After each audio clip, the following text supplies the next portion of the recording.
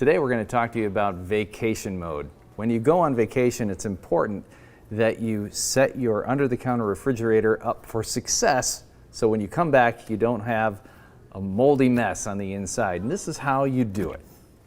First thing is you're going to empty all the contents out of the refrigerator.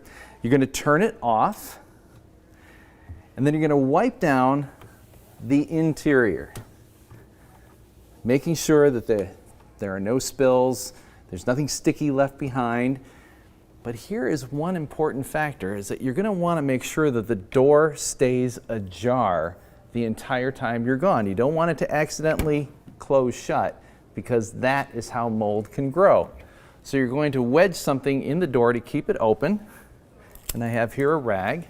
We're just going to keep the rag in place by placing some tape on it so it's stuck to the refrigerator itself, and now the door won't shut while you're gone. So when you come back from vacation, put your contents back on the inside and don't forget to turn it back on. There we go. Remove your blocker and you're all set. Remember to always refer to your use and care guide.